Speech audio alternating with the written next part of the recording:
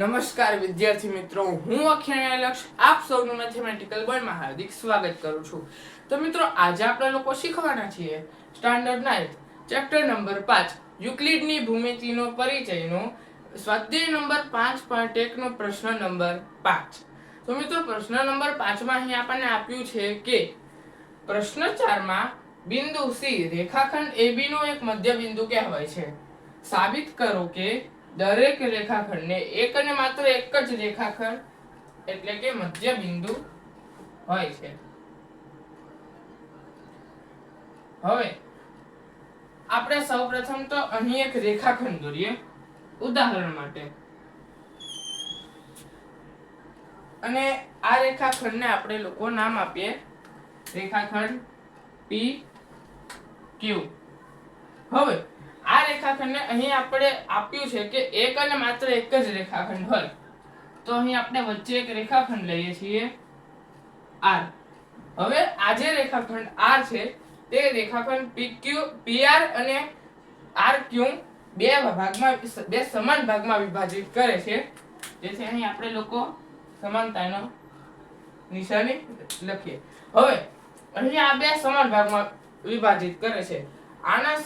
આના સ્થાને જો આપણે અહીં બે મધ્ય બિંદુઓ આપણે લઈએ, અહીં એક બિંદુ લઈએ R અને અહીં એક બિંદુ લઈએ Z.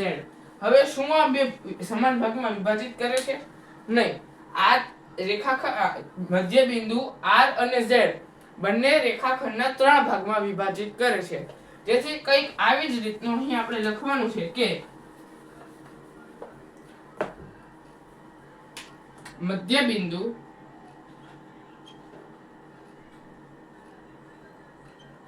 રેખાખંડના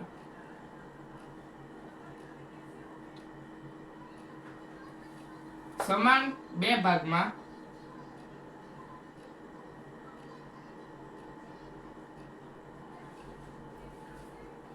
વિભાજન કરે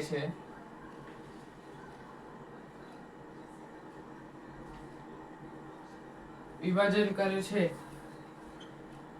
જો રેખાખંડમાં બે કે તેથી વધુ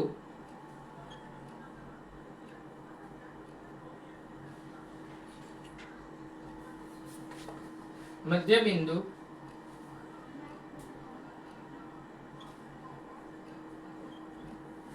હોય તો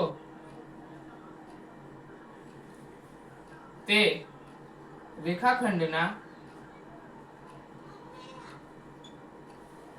સમાન ભાગોમાં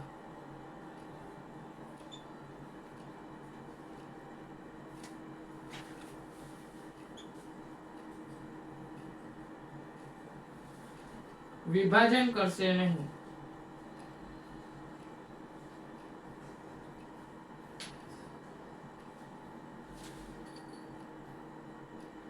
તો મિત્રો, બસ ખાલી આપણે અહીં આટલું જ લખવાનું છે કે મધ્ય બિંદુ રેખાખંડના સમાન બે ભાગમાં વિભાજન કરે છે.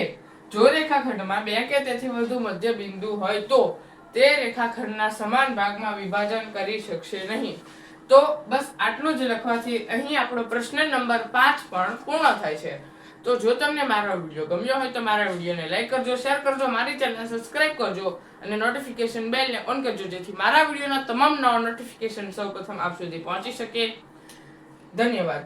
અને આની સાથે એક ખાસ સૂચના કે આની અંદર જો તમને કોઈ પણ પ્રકારની સમજણ ના પડે તો તમે કોમેન્ટ કરો. મેં જોયું છે કે ઘણા લોકો કોમેન્ટ કરતા જ નથી, જેથી જો તમને કોઈ પણ વસ્તુ ન સમજાય તો તમે કોમેન્ટ કરો અને મને સવાલ પૂછો, હું તમને તેના તરત જ જવાબ આપીશ. ધન્યવાદ.